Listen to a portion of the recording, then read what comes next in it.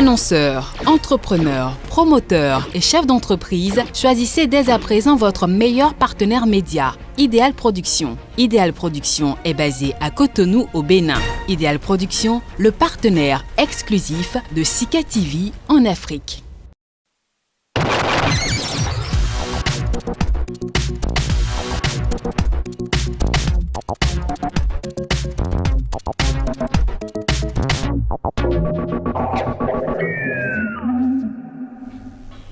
Et voici les instants retour sur propos. Nous revenons sur les déclarations des dirigeants et autres personnalités pour les commenter, les triturer, les décrypter. Madame, monsieur, bonjour.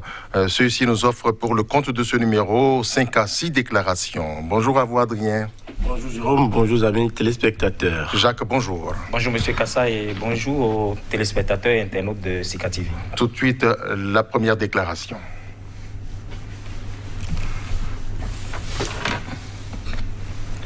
Elle nous vient de Maktar Diop. Il prend la tête de la SFI. Et il dit « Le secteur privé a un rôle clé à jouer dans le développement.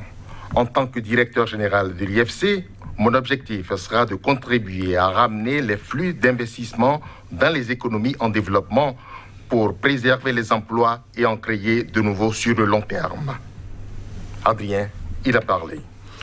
Il a parlé et avoir la quintessence de son propos. Vous comprenez bien que c'est d'un défi qu'il s'agit. En cela qu'en prenant la tête de cette grande institution, il sait bien que pour que cette institution même vive et joue pleinement le rôle qui est et sera le sien, il doit pouvoir prendre des initiatives. Et ce qu'il dit là, je dirais que ce n'est pas loin d'un programme d'action. Ce n'est pas loin d'une prise d'initiative qui permettra non seulement de booster les économies, parce qu'il aura suffi que les économies soient boostées pour que véritablement la structure qu'il dirige se porte bien ou non, se porte mieux. Maintenant, c'est vrai, lui, il lui reviendra de prendre des initiatives allant dans ce sens. Est-ce que véritablement ce sera compris de tous, comme lui il entend le faire? N'y aura-t-il pas des obstacles ou des handicaps à son projet? Ce sont quelques-unes des questions que je me pose, parce qu'il ne sera pas le seul à mettre en application. Et c'est qu'il y a des pays qui sont concernés également par ce qui se fait et par ce qui se dit. Il va falloir qu'également, dans ces pays-là, on implémente un certain nombre de choses. Mais est-ce à dire que ce sera la même procédure, ce sera le même mécanisme? C'est vrai, il peut y avoir un mécanisme que tout le monde suit, généralement, mais selon les pays ou selon les économies, il y aura certainement des spécificités. Seconde chose, les dirigeants. Oui, c'est vrai. On nomme, on élit ou on coopte des responsables, des cadres à la tête de grandes institutions. Soit.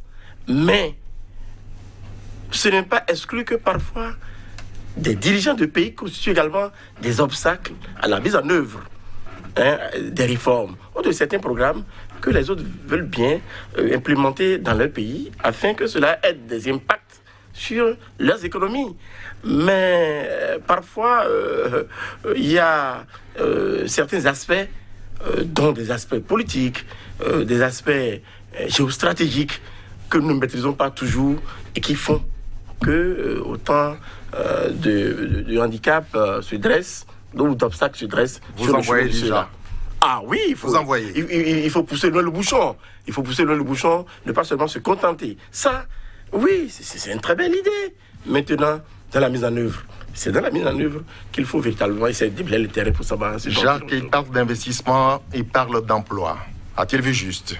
Il a vu juste et le secteur dans lequel il veut envoyer ses financements, il a bien précisé, c'est le secteur privé.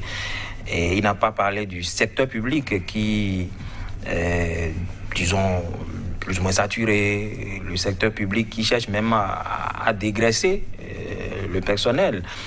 La création de la richesse, c'est le secteur privé, tout le monde le sait. La création de l'emploi et de l'emploi durable, parce qu'il l'a souligné, c'est le secteur privé.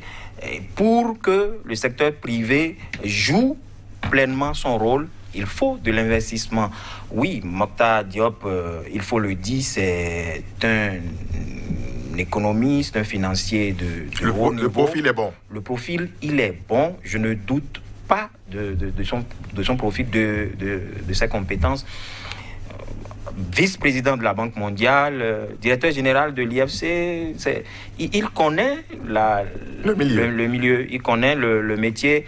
Et puis, c'est aussi un spécialiste des économies émergentes dans les pays africains. Donc, il sait de quoi il parle. Cependant, je suis tout à fait d'accord avec M. Amoussou qui a émis des inquiétudes par rapport à la mise en œuvre de cette idée qu'il a émise. Parce qu'une chose, oui, est d'investir dans le privé, mais il va falloir lever certains goulots, notamment politiques, administratifs, pourquoi pas, et puis faire un suivi de ce financement qu'il aura à mettre à la disposition de ces États. Chacun de ces États ayant ses spécificités, comment va-t-il s'y prendre? Je sais que, bon, en tant que... Ça ne sera pas facile. Ça ne sera pas facile. C'est ça? Mais il trouvera forcément les mécanismes, puisque avant même de servir à la Banque mondiale, il a fait le FMI. Certainement qu'il s'y connaît. Moi, j'aurais aimé que vraiment ce souhait soit traduit réellement en actes, parce qu'il n'y a que le secteur privé qui puisse créer la richesse et qui puisse créer assez d'emplois, parce qu'aujourd'hui, les dirigeants ne créent pas assez les conditions pour ce secteur privé-là. Et c'est dans ce sens qu'il faut aussi travailler pour que, puisque les gens ont envie d'investir, les gens ont envie de créer la richesse. Maintenant, politiquement, vous voyez comment ça se passe avec les impôts, les conditions ne sont pas... L'environnement n'est pas favorable au secteur privé. Donc, c'est sur ce paramètre qu'il faut agir beaucoup plus. Voilà. Adrien, peut-on dire que l'Afrique a le vent en poupe après la Nigériane, le Sénégalais? Au plan international, ça marche au continent, c'est ça? Oui, nous avons le vent en poupe, c'est vrai. Mais vous savez bien qu'il ne faut pas s'en contenter, tout simplement. Mais pourquoi? Ah oui, parce que pour démontrer la face du monde que nous méritons également de placer nos cadres, nos intellectuels de haut rang à la tête de ces institutions, c'est dans le vécu, c'est dans l'expérience acquise. Pour faire dérouler, découvrir leurs programmes, les programmes qu'ils ont proposés et qui ont convaincu. Maintenant, nous parlons toujours de mise en œuvre des programmes. Et oui, parce qu'il ne faudrait pas seulement s'arrêter au concept, au programme. Maintenant, il faut les traduire en actes concrets. Et les traduire en actes concrets, c'est sur le terrain. C'est pour promouvoir le développement. Et qui va les en empêcher? Mais les premiers interlocuteurs, ce sont les dirigeants des États, membres de ces institutions. Qui comprennent très bien les intérêts de leur pays. Oui, mais il se fait que la politique nous attrape toujours. Parce que se peut-il que dans un pays, les réalités ne sont pas les mêmes. Dans votre pays, par exemple, vos réalités peuvent ne pas être celles de mon pays. Et lorsque je parle de réalité, mais c'est la tête. Ce sont les gouvernants. Ils peuvent avoir autre option ou avoir déjà pris une autre option à des fins politiques ou politiciennes. Il faut être clair, en Afrique, c'est ça la plupart du temps. Parce qu'on pense être candidat à une élection présidentielle, on pense être reconduit, on pense à réviser pour s'éterniser. Donc, il y a autant de choses. Parce que c'est de ce défi qu'il s'agit. C'est vrai que Oubit et Torbi, on vient vous dire à la face du monde que non, il n'y a rien à cirer de la politique, il n'y a rien à voir, c'est le développement. Mais c'est faux. En sous-main, vous ne pouvez pas savoir ce qui ressort des discussions ou des échanges à huis clos, où parfois on a tendance à leur imposer certaines options. Et lorsque ils ne sont pas preneurs et tout le temps, ou certaines fois, c'est là que vous commencez pas à voir que ça ne va pas, que la machine se grippe. Justement, maintenant. Mais il y a l'autre défi. Lequel, là, Adrien? Mais que pourront ceux-là, lorsque dans certains pays, mais c'est la chasse aux sorcières par rapport à certains responsables d'abord de société, dans le privé. C'est également un autre défi, c'est également une autre paire de manches. Et c'est son affaire à lui. Mais ils doivent pouvoir, j'ai parlé de mécanisme, mais tout ça mis ensemble, eh oui, mais au même moment que lui, il s'ingénie à trouver les voies moyens par lesquels booster les économies de ces pays-là. À l'intérieur, il se fait que tel opérateur économique n'est pas bien vu. Tel autre non. Mais ça se passe ainsi. Ne voyez-vous pas que ce soit un handicap pour lui dans la mise en œuvre de son programme? Eh oui, ce sont des aspects dont il faut tenir compte absolument. Jacques, l'Afrique a le vent en poupe une fois parti. On peut dire que c'est parce que Trump est parti que ça marche pour l'Afrique. Oh là là. Ça coïncide là. Non? Non. Tout ça est venu après Trump. Oh non, mais avant... La dame, après Trump. Avant Trump, Lui je également. pense que l'Afrique réussissait à placer ses Un cadres. pays de merde, donc il s'en foutait, il n'en voulait pas. Mais pas Trump forcément, ne voyons pas le mal partout, M. Kassa. C'est pas lui qui a bloqué l'Afrique. Non, mais je constate comme vous que, au-delà de tout, des pays comme le Nigeria, le Sénégal, le Rwanda, oui, font des bons en matière de placement de leurs cadres. Et la nomination de Mokhtar Diop vient confirmer encore une fois ce charisme de certains dirigeants ou bien cette compétence de certains cadres africains qui est reconnue un peu partout dans le monde. Donc c'est une bonne chose. Maintenant, par rapport à son ambition de ramener des flux d'investissement pour disons, financer certaines économies, je suis parfaitement en phase avec monsieur Amosou. Parce qu'il faudrait que dans les conditions que la banque ou la société, SFI ou l'IFC, va mettre en place, il faudrait que les États aussi s'y retrouvent. Il faut qu'on allège certaines conditions. Il ne faudrait pas que ça soit trop contraignant, parce qu'il y a ça aussi. Et parfois, il y a des discussions houleuses, et on ne s'entend pas sur certains termes. L'autre chose aussi, il a dit, lorsque par exemple, oui, la société facilite les conditions, les États vont chercher les financements, ou bien ce sont des banques qui vont chercher les financements, et moi, opérateur économique, je vais faire ces prêts-là, je prends les prêts, et quelques mois après, on me persécute, et j'arrive à fermer. Comment disons, aller payer pour qu'une autre société puisse aller encore en chercher. C'est ça aussi le véritable problème. Donc, il faut tenir compte de ces facteurs politiques, géopolitiques, il a dit, et puis stratégiques. Donc, je pense que c'est important que ces structures internationales, si elles peuvent agir sur ces leviers-là aussi, c'est pas pour faire forcément le gendarme, mais pour qu'il y ait un suivi, surtout par rapport à ces opérateurs économiques qui ont la volonté et qui installent des sociétés, mais qui, au bout du rouleau, n'arrivent pas à s'en sortir. Si elles peuvent être regardantes au niveau de ces sociétés, moi, je pense que, l'Afrique peut mieux s'en sortir parce qu'aujourd'hui, le chômage des jeunes, c'est une réalité. Et il n'y a que le secteur privé qui puisse absorber ce fort taux de chômage que nous avons sur le continent. Parce que les jeunes dans la rue, les jeunes qui manifestent contre des élections mal organisées, c'est parce qu'il y a aussi en amont ces questions qu'on n'arrive pas à régler et ils sont frustrés. Si on arrive à en absorber beaucoup et que les jeunes sont occupés à un métier donné, un métier rémunérateur, je pense que ces tensions seront amoindries sur le continent. Voilà. Alors vous leur souhaitez à tous les deux, un homme, une femme, c'est l'Afrique, c'est la parité. Hein. Bonne chance, César Adrien. Oui, bonne chance. Nous ne faisons que réitérer nos vœux de plein succès à leurs postes respectifs. Mais ils ont du pain sur la planche. Et bon courage à eux. Nous passons maintenant au Niger. Au Niger, c'est Mahaman Ousmane qui a parlé, le candidat perdant. Il dit « Il ne faut pas que ces élections soient prises comme prétexte pour régler des comptes antérieurs. » Jacques. Oui, c'est normal. Normalement, une période électorale ou un processus électoral, ça doit être un moment de fête. Mais il se fait qu'en Afrique, souvent, c'est des foyers de tension. La période post-électorale a souvent été une période de tension. On procède à des actes de vandalisme, on interpelle des manifestants, des opposants.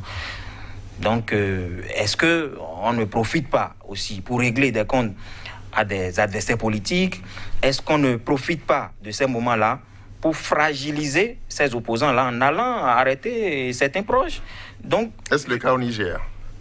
Oui, écoutez, toujours est-il que les gens ne sont pas d'accord avec ce qui s'est passé au Niger. L'opposition qui estime que c'est elle qui a remporté les élections, la mouvance aussi. La mouvance aussi. Bon, tire le droit de son côté. Les gens descendent dans les rues pour manifester. Je pense que c'est normalement au pouvoir de savoir encadrer tout ça. Maintenant, quand on interpelle de façon, je ne sais pas, tous azimuts les manifestants, surtout dans un seul camp, je pense qu'il y a un véritable problème. Et on sent que, bon, est-ce parce que Amadou a apporté son soutien à l'ancien chef de l'État, candidat à cette élection, qu'on s'en prend à ses militants et aux militants de Maman Ousmane? Donc, je pense qu'il a raison de le dire ainsi. Normalement, on doit pouvoir, après les élections, fumer le calumet de la paix. Et si, effectivement, une partie perdait les élections, c'est à cette partie de reconnaître, que oui, j'ai perdu les élections, je reconnais ma défaite. Il y en a qui le disent officiellement. C'est toi qui as gagné. Maintenant, s'il y a une partie qui conteste, je pense qu'il faudrait aussi qu'on écoute et qu'on permette. Parce qu'il a dit, le président Ousmane, dans une interview, comment pouvez-vous comprendre que des gens même qui nous apportent des documents pour justifier qu'il y a eu effectivement fraude, on les interpelle en cours de route, vous voyez. C'est peut-être pour camoufler certains dossiers. Donc, je pense qu'il y a mal donne quelque part. Il faut chercher à corriger tout cela. Et Mahaman Ousmane, il dit non à ce qui se passe dans son pays. Adrien. Il a le droit de le dire. Oui, je vous ai dit avant cette élection, pourquoi n'a-t-on pas permis à Mahamadou d'être candidat? Je vous l'ai dit l'autre fois sur le plateau. Oui, la plupart du temps, il a été condamné. Je sais, non, mais avant cela, je vous ai souvent martelé ceci. La plupart du temps, et dans la plupart des pays africains, avant même les élections, les états-majors font le point. Dans l'autre camp, quels sont ces candidats UP de haut vol qui ont du poids, qui pourraient construire des obstacles, qui nous gêneraient? Bon, vous comprenez bien, il faut bien leur trouver quelque chose. C'est le cas. Il faut bien qu'ils soient éclaboussés par un dossier, par une affaire. Oui, il faut les fragiliser.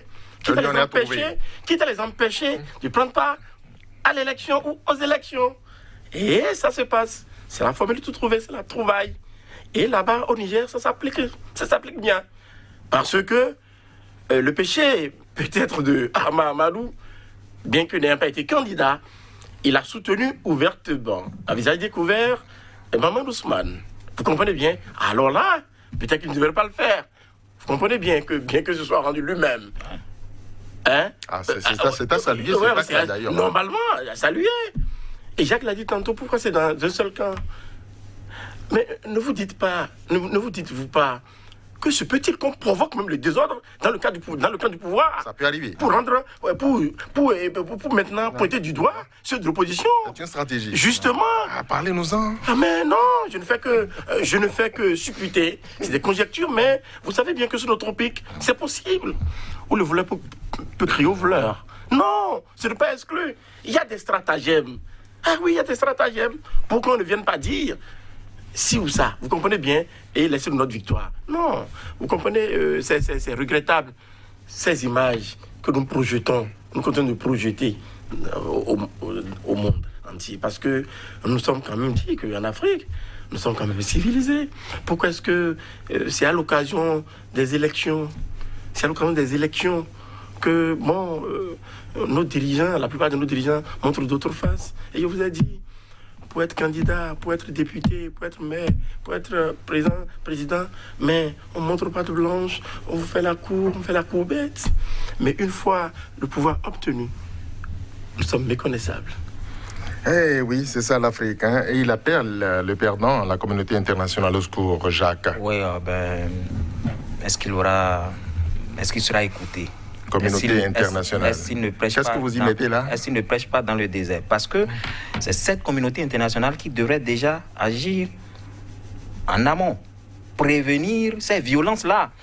Comment, par exemple, la CEDEAO, à laquelle le Niger appartient, comment l'Union africaine et d'autres, peut-être missions, ont pu régler en amont, ont pu faire dialoguer les deux parties pour que nous n'ayons pas ces violences que nous observons aujourd'hui. C'est de cela qu'il est question.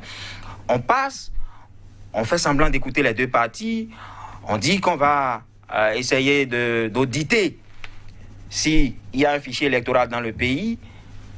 Mais parce qu'il y a des pays qui n'en ont pas, Jacques? Parce qu'il y a certainement des pays qui n'en ont pas, ou bien qui n'ont pas besoin de ça. Ils savent par quelle alchimie ils arrivent à... On a 98% du suffrage pour un seul homme. Donc je pense qu'il faut aussi pointer du doigt cette communauté internationale qui, chaque fois qu'elle passe, oui, laisse des traces, je dirais, de violence, de poches de violence dans des pays, parce qu'on se demande au finish à quoi servent ces missions si, après une élection, on doit éteindre des foyers de tension, si il faut reprendre le même scénario, c'est-à-dire dialogue, réconciliation, et après, à la prochaine élection, le même scénario reprend.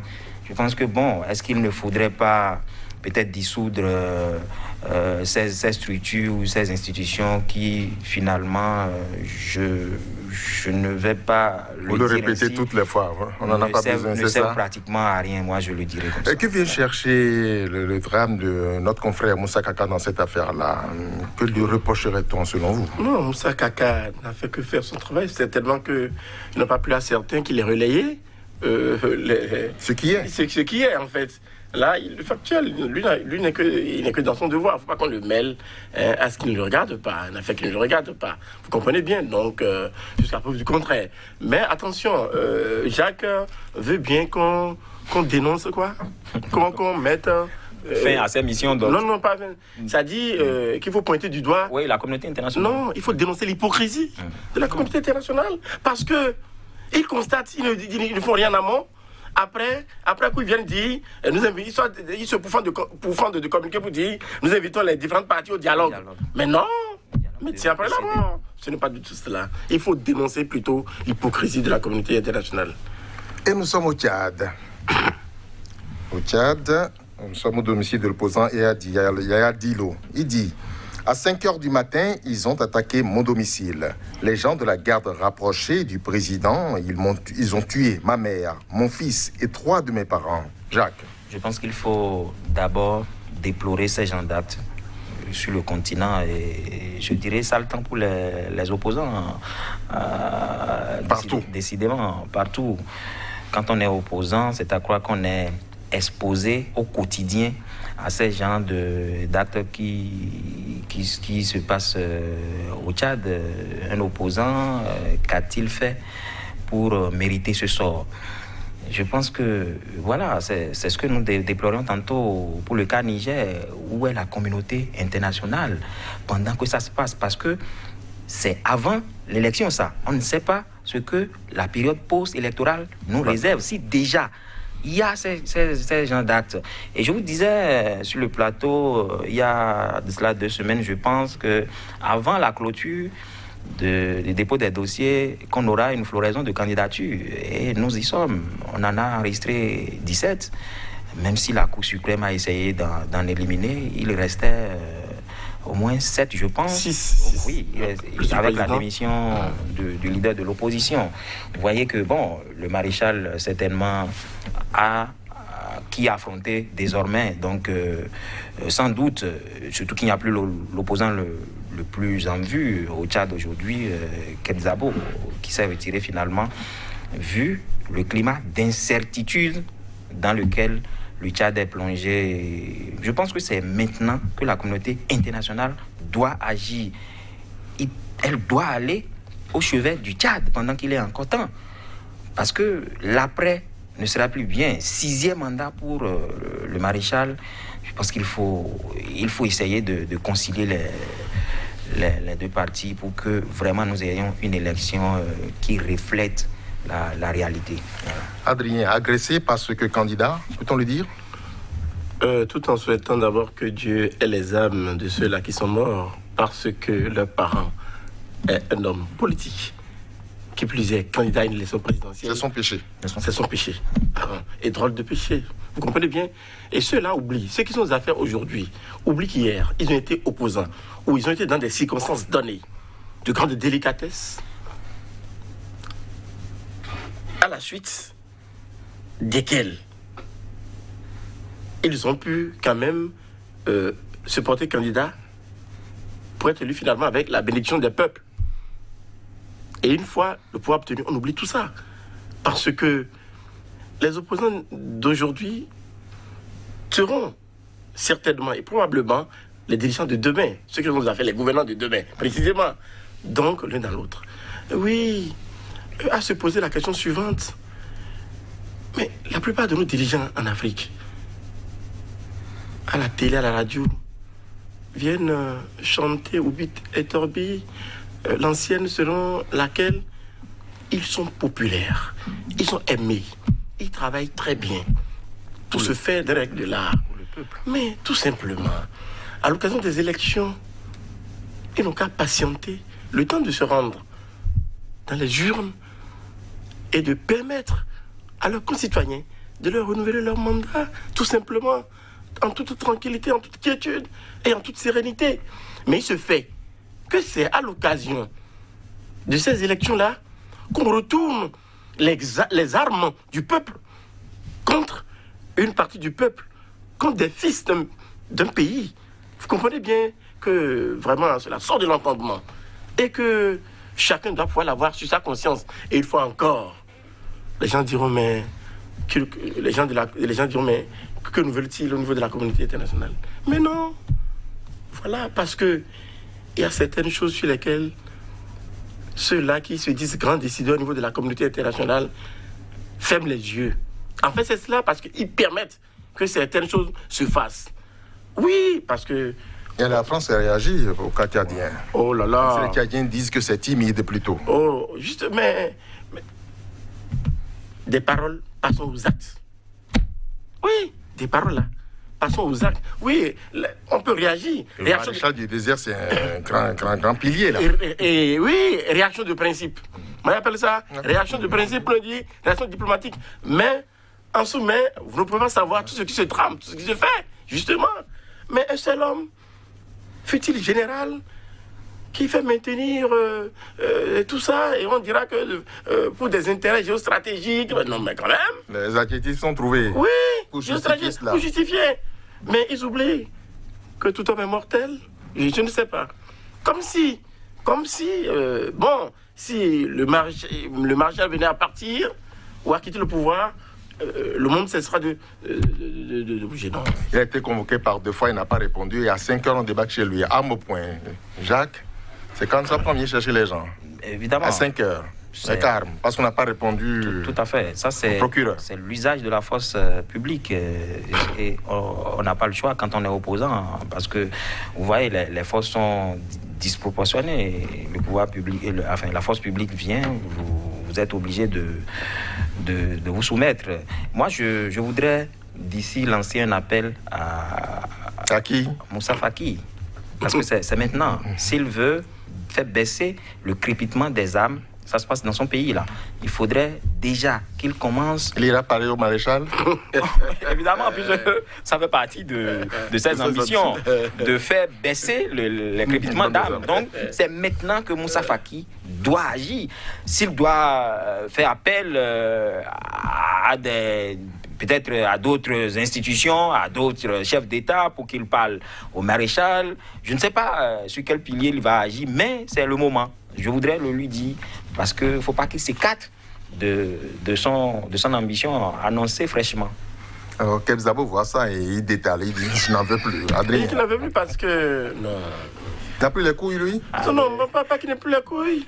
Mais à qui le tour, peut-être? C'est ça. Se demande-t-il à qui le tour ou à qui sera le tour?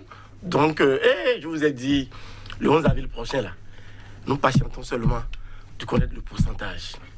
Non, Le maréchal... Vous redoutez quoi? Oui, non, le maréchal sera reconduit. Non. Sûr? Ah oui, il sera reconduit. Nous autres, patientons. Vous êtes devin? Ah non, je ne suis pas devin, mais... Ils iront aux urnes? Mais non, ben, ils iront aux urnes certainement. Laissez-les y aller.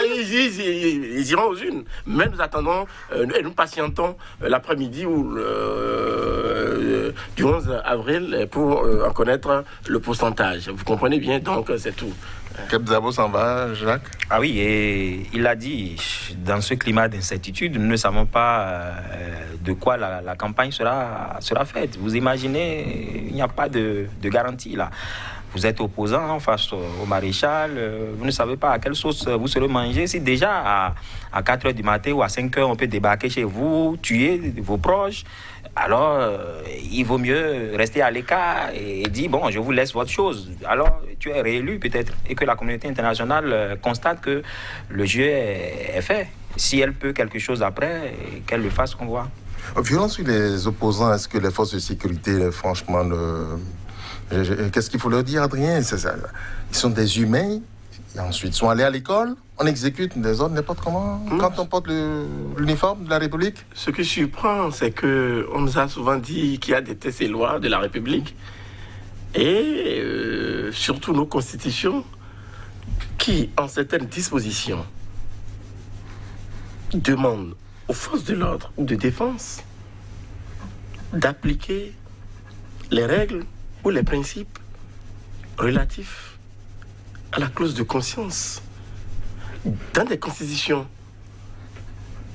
les constitutions sont allées jusqu'à dire que parfois les forces de défense, de sécurité publique peuvent même ne pas exécuter certaines missions ou certaines tâches qui leur sont confiées pour peu que ces textes-là violent des principes élémentaires des droits de l'homme. Et pourtant, Justement, oui, et pourtant, ils y vont. Bon, parce que il n'y a que des lois de la République pour les sanctionner. Mais, et qui sont ceux-là qui doivent pouvoir les interpeller? Qui sont ceux-là qui doivent pouvoir les envoyer devant le juge? Toujours ceux qui les envoient en mission. Ceux qui les envoient en mission. Le serpent se mord la queue. Parce que c'est un drame désormais, un problème véritable. Mais, qu'on soit force de défense ou de sécurité publique, on doit pouvoir se rendre compte que quand même, ce sont des êtres humains qu'on a en face et que soi-même là, on a de la famille. Vous comprenez bien? Et que peut-être, ça n'arrive pas qu'aux autres. Qu'un jour, vous pouvez vous retourner dans la situation inverse. Ce sera un changement entre le chasseur et la proie, comme le dirait un auteur africain. Vous comprenez bien? Donc, il va falloir que nos flics, nos agents de forces de sécurité publique et de défense relisent les constitutions de leur pays, relisent les dispositions légales, réglementaires qui encadrent également l'exercice de leur métier, de leur profession.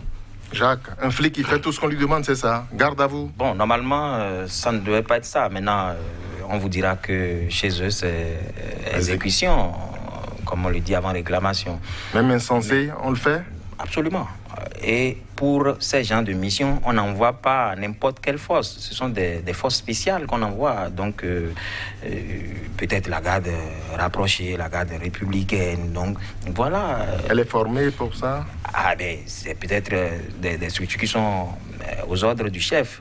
Mais au-delà des structures qui sont au niveau de ces pays-là, je pense qu'il y a des organismes qui travaillent dans ces pays pour dénoncer ces genres d'actes, qui collectent des informations, qui saisissent les instances à l'international comme la CPI. Qu'est-ce que des structures comme la CPI font en retour pour faire rendre justice aux citoyens qui sont martyrisés dans ces pays-là? C'est de ça qu'il est aussi question. Donc, moi, je dis, mais quand des structures comme Amnesty International travaillent, rendent des rapports, saisissent des juridictions à l'international, qu'est-ce que nous constatons en retour? On ne voit rien. Donc, si chaque fois, il faut les encourager à le faire, alors que normalement, on devait les décourager. Moi, je pense que si on les décourageait, si des militaires commencent à servir d'exemple dans des pays, je pense qu'on va constater une diminution de ces exactions-là que nous constatons chaque fois. Mais bon, ça se résume, je constate que ça se résume simplement au rapport qu'on envoie. La CPI peut-être lance des enquêtes, mais ne va pas au-delà, malheureusement. Et ça continue. On devrait commencer à les prendre, c'est ça? On devrait commencer à les prendre, à les juger, au même titre que certains chefs d'État qu'on envoie là-bas. Donc, tant que ça ne va pas commencer, je pense que s'il faut compter sur les institutions à l'interne, on ne sortira pas de ce tunnel-là. Attention donc, on demande aux flics d'y aller maintenant avec la tête froide, c'est ça? Justement, la tête froide. Parce que c'est heureux que même dans certains pays désormais, pour être recruté, après de recruter, on exige que vous ayez un minimum de niveau d'instruction. Vous comprenez bien? Parce que bon, on ne recrute plus à tout va comme dans les années 60, 70, 80.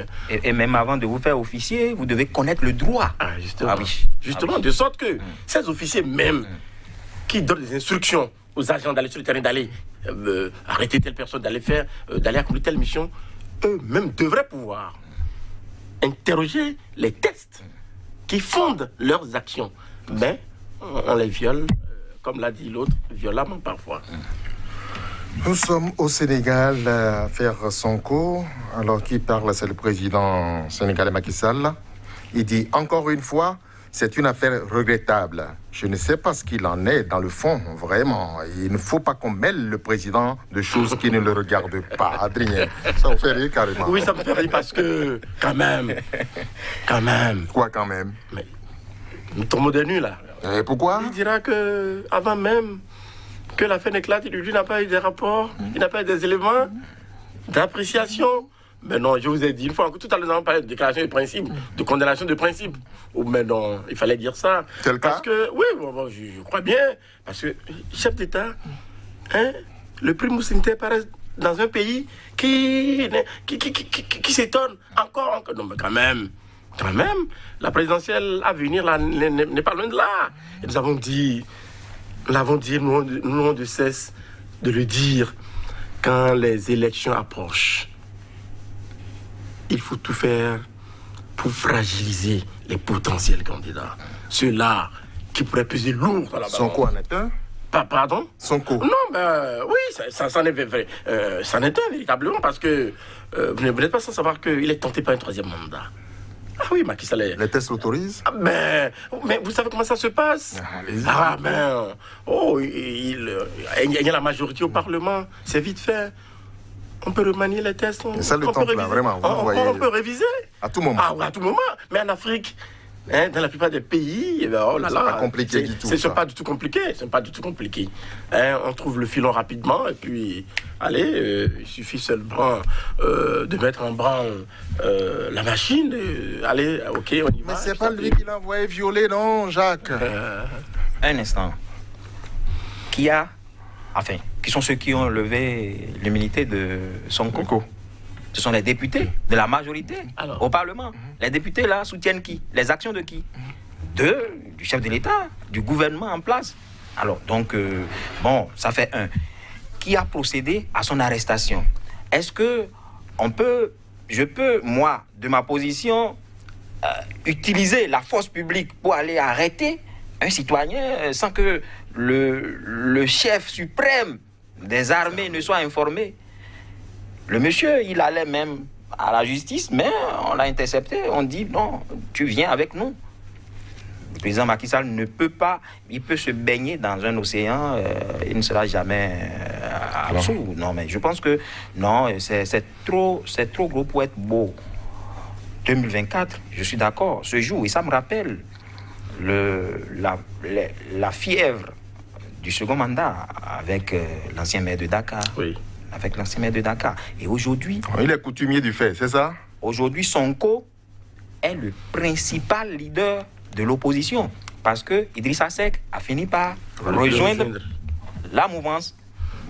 Idrissa Seck, qui est le deuxième à la présidentielle de 2019. Donc, lui, il est désormais, comme on le dit, dans la sauce. Il faut maintenant régler les comptes de celui qu'on a en face et qui constitue un danger. Parce que vous avez vu les manifestations dans les rues de Dakar. Pour quelqu'un qui n'est pas populaire, on ne peut pas avoir ce genre de manifestation. Donc, ce n'est pas innocent, ce n'est pas anodin ce qui arrive à Sonko. Je pense que lui-même devait déjà prédire ça, hein. Oui, bien évidemment. Oui, Adrien, dites-moi, viol pas 4 fois. Dans une cabine, c'est pas isolé, hein, cabine de massage, pas 4 fois. C'est-à-dire, le monsieur fait, il revient. Il continue. Ouais. La dame se tait toujours. Et on parle de viol. Dites-nous comment vous comprenez ça. Viol pas 4 fois. Vous y croyez, vous? C'est vrai que c'est vous qui posez la question. La déclaration. Justement. Non, comme l'autre l'a dit, c'est trop beau pour être vrai, selon moi. C'est trop beau pour être vrai. Encore que, c'est vrai, c'est un homme public, qui plus est, un député. Ah oui, par rapport à ces problèmes de mœurs, oui, il faut y aller avec tact, avec délicatesse, mais quand même un peu de pudeur. Hein, et Sonko n'est pas sans avoir quelques pudeurs, même si il est trop enclin. Hein, il est trop enclin, je censure, mais quand même. Et il est conscient de ce que des pots de banane peuvent lui être glissés. Donc, c'est trop beau pour être vrai. Vous comprenez bien? Il est un homme certainement, vous comprenez bien. Moi, je dis que déjà, l'ombre de la présidentielle de 2024. Non, le plan maintenant, on ne parle pas de viol. Hein. Non, justement. Exactement, parce que sans doute, peut-être qu'on s'est rendu compte que ça pouvait faire flop à la justice. Il sera peut-être difficile de prouver ça. Donc, il faut prendre part la charge de trouble à l'ordre public pour corser les choses. Donc, peut-être qu'on veut jouer sur 2 tableaux à la fois. Si l'autre n'arrive pas à prospérer, on peut sortir l'autre charge retenue contre lui. Donc, mais c'est dommage que ça se passe ainsi. Je pense que si vous êtes vraiment populaire, et c'est ce à quoi, si nous pouvons lancer ce genre de message à nos dirigeants, il faut travailler pour le peuple. Le peuple n'est pas con. Le peuple sait apprécier ce qui est fait en sa faveur. Et le moment venu saura vous rendre la pièce de votre monnaie. Donc je pense que les dirigeants doivent travailler, même si à 75% vous arrivez à mettre en pratique votre programme d'action. Je pense que non, c'est suffisant pour que n'importe quel compétiteur en face de vous échoue. Si le peuple sait que vous avez réellement travaillé pour lui, non, dans les urnes, ça doit se refléter. On peut parler du cas DSK, Adrien, parce qu'on sait qu'il aime ça, certainement. C'est pourquoi on est allé sur ce terrain. On vous cherche dans votre couloir en réalité. Hein? Oui, on vous cherche dans votre couloir, c'est vrai. Mais moi, je suis tenté de dire tout ça pour ça, même le cas d'ISK.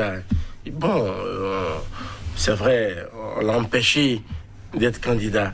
Mais ceux qui ont fait ça aujourd'hui, ils sont aussi dans de beaux draps.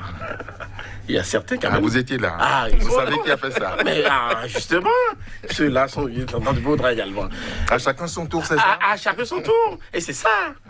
La roue tourne. La roue tourne. Vous comprenez bien? Eh oui. J'ai parlé tout à l'heure du changement entre le chasseur et la proie. On permute. Mais c'est ça. Et quand ça vous arrive, mais, vous êtes surpris. Vous êtes interloqué, mais non, il n'y a pas de quoi. Parce que vous avez trouvé les voies moyens pour le faire aux autres. Mais pourquoi ne voulez-vous pas vous subir? Mais non. Donc, des problèmes de mœurs, c'est vrai, je l'ai dit tantôt. C'est vrai, même si on est trop ça peut nous conduire loin, le sexe, Jacques. Celui dont il s'agit, je pense qu'il sait bien. Vous savez, le salon de beauté dont on parle aujourd'hui, c'est quand même au bord de la voie publique et tout le monde le voit entrer. S'il veut commettre ce genre d'acte, ce n'est pas à la face du monde qu'il allait se rendre dans un tel salon de beauté. Non, mais je pense que non, Sonko n'est pas... Pendant qu'on le massait que ça a changé les choses. Non, mais et c'est là qu'il faut violer. Non, mais s'il veut violer, il peut même le faire. Il peut prendre un avion et aller violer à l'extérieur. Violer, non. Là, ça parle de viol. S'il prend l'avion, il n'y a plus de viol. Hein. Non, je pense que non. Il faut qu'on trouve d'autres alibis pour battre ses adversaires, surtout dans les urnes, de façon nickel, de façon transparente. C'est plus élégant. C'est plus élégant. C'est plus fin. que de chercher ces gens d'alibi pour foutre en prison. On trouve toujours. Oui, Wadfis ne pourra plus jamais être candidat. C'est ça. Justement. Khalifa il ne pourra plus jamais. Wadfis, parce qu'on a craint. On a craint à un moment donné que si on lui permettait d'être candidat, il viendra vous venger son papa. Il va vous régler également des comptes. Vous comprenez bien? Et dans les pays africains, c'est ce qui se dessine, ce trame. Ce n'est pas du tout gay. Et dites-vous que celui dont on parle, celui sous qui nous déplorons ce genre d'acte, il a été victime des mêmes choses sous Wade et les gens criaient. Oui, donc voilà, c'est lui qui fait ça aujourd'hui. En tout cas, c'est sous lui que nous enregistrons ces gens, que ça se passe. Voilà. Nous sommes en France avec Sarkozy. Et il dit: j'ai ressenti l'injustice profonde, choquante, des procédures lancées contre moi depuis 10 ans. Adrien. Ça n'arrive pas qu'aux autres. Vrai? Et je disais tantôt qu'il y a certains qui, en fait, sont dans de beaux draps. Bon, je ne sais pas si je faisais allusion à celui qui est l'auteur de cette déclaration ou de ce propos. Nicolas Sarkozy, pour ne pas le nommer. C'est lui qui a envoyé Nafissatou dans Non, je ne dis pas que c'est lui qui a envoyé, mais je dis à décrypter les choses telles qu'elles s'étaient passées. Bon, à chacun son opinion et à chacun sa conclusion. C'est vrai, et nous sommes sur un terrain politique où tous les coups sont permis et seront permis. Donc, que M. Sarkozy souffre de constater qu'on lui fait avaler des couleuvres ou se dit choqué. Bon, s'il a d'autres instances, il n'a qu'à les saisir. Mais toujours est-il que à ce niveau-là, il a été pris, peut-être, je ne dirais pas à son propre piège. Toujours est-il qu'il y a des éléments qui sont d'une évidence, tels que les juges ne peuvent que lui coller ce qu'il mérite là. Il parle d'un jugement truffé d'incohérences et qui ne fait pas état de preuves. Il dit que la preuve, c'est important. Que dira alors... C'est un avocat qui parle. Que dira alors DSK? Que dira Mohamed Kadhafi depuis sa tombe? Que dira Laurent Gbagbo?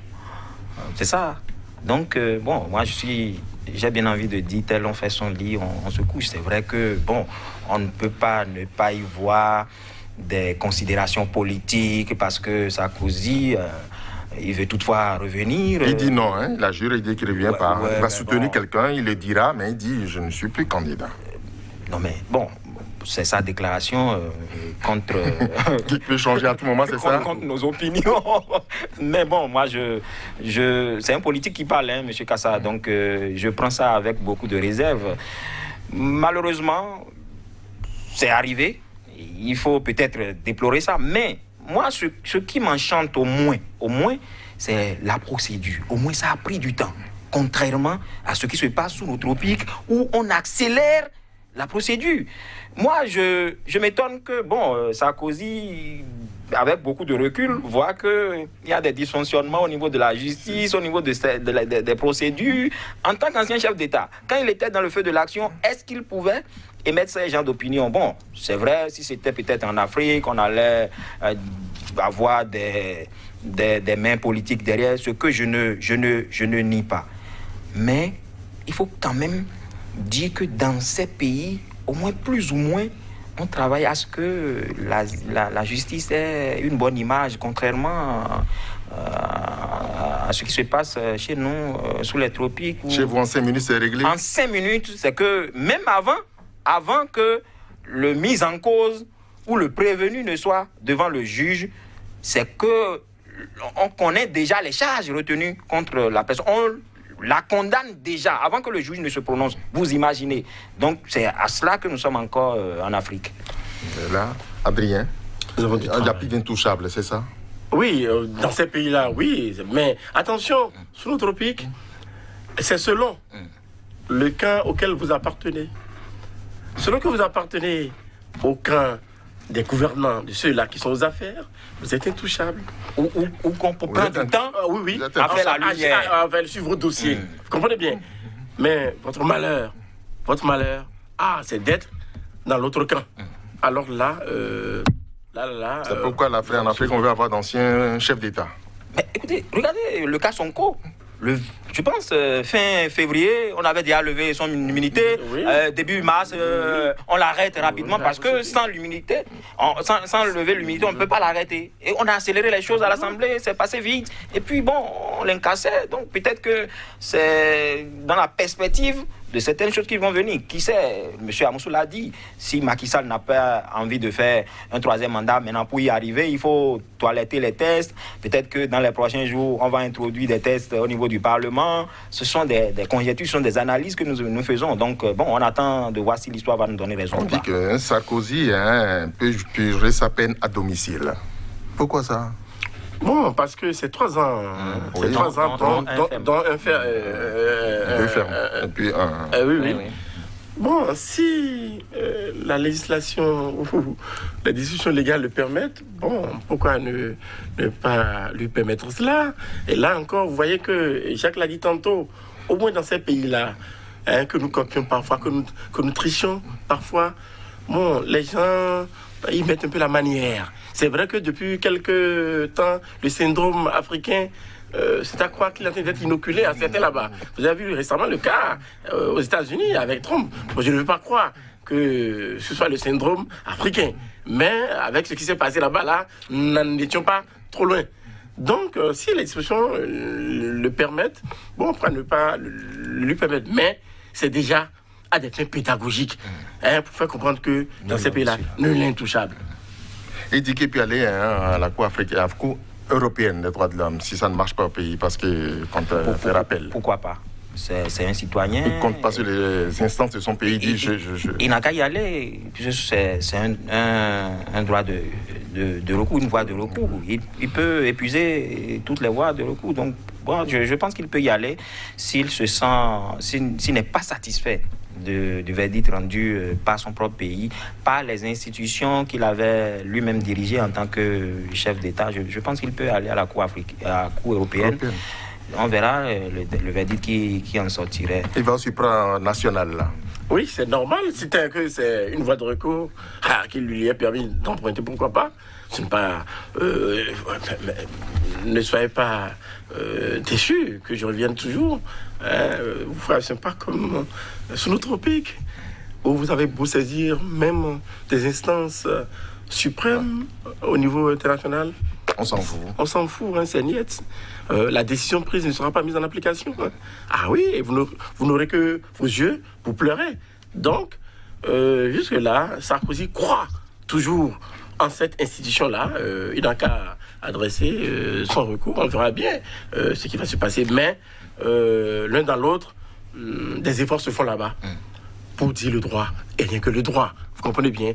Vous avez vu récemment, par rapport à l'affaire au dossier du président sortant de la CAF, oui. Vous avez vu comment ça s'est passé? C'est vrai. Et le TAS, le tribunal arbitral du sport, alors on dit non, c'est pas comme ça, qu'il revienne d'abord. Et ce me semble, cette semaine ou la semaine prochaine, il sera fixé sur son sort. C'est comme ça qu'on y met de la manière, de l'élégance. Et l'autre, vous voyez, on lui respecte tout au moins son statut d'ancien chef de l'État. Ce n'est pas un juge qui débarque chez lui pour l'amener by force, pour le contraindre à parler, ou bien on barricade son domicile. Donc, vous voyez, que ce soit Jacques Chirac, Nicolas Sarkozy, on les a vus aller répondre régulièrement. On renvoie, les juges prennent du temps, fouillent la procédure. On sent qu'il y a du droit qui se dit. Voilà.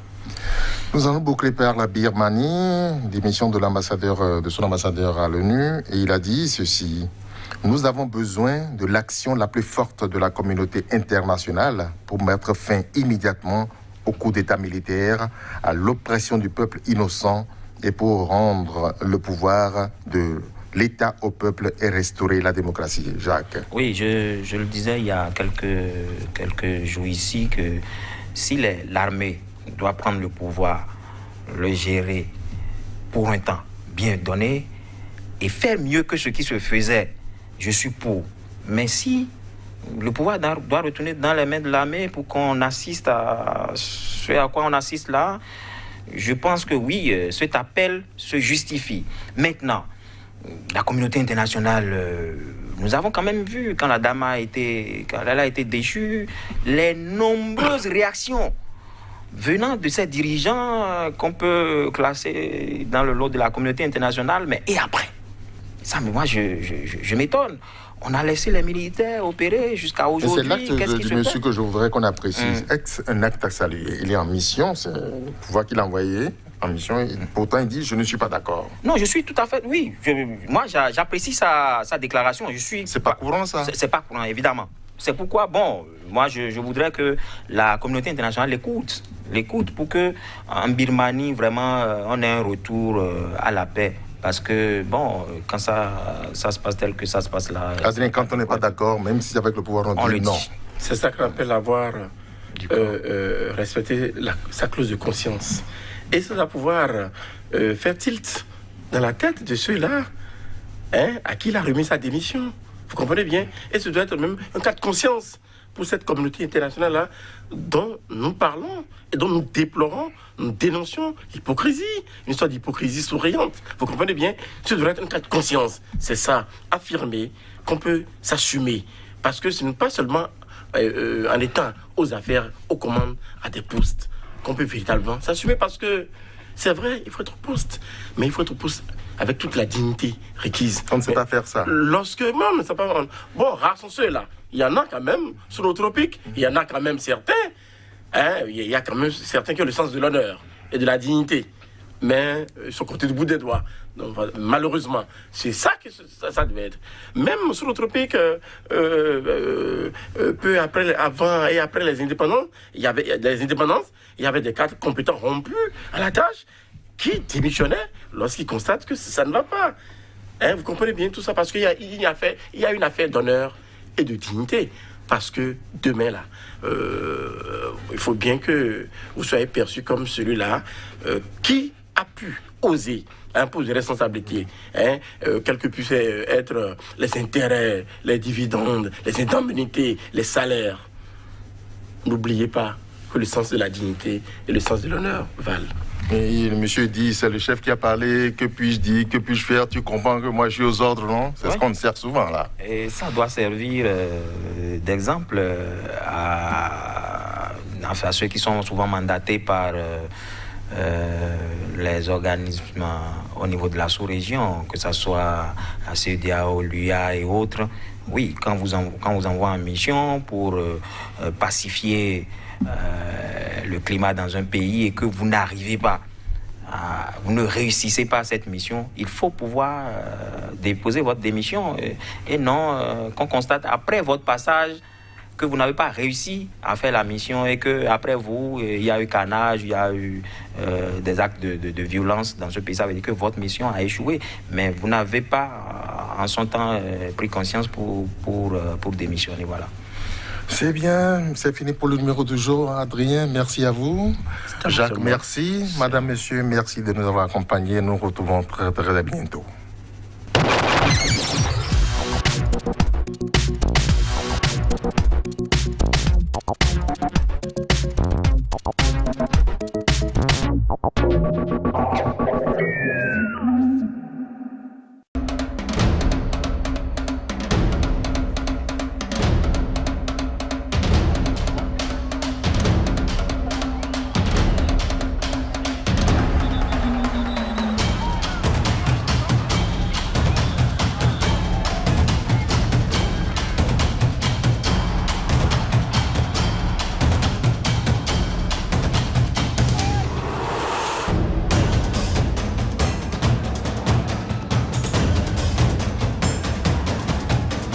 If they want to get you, they'll get you.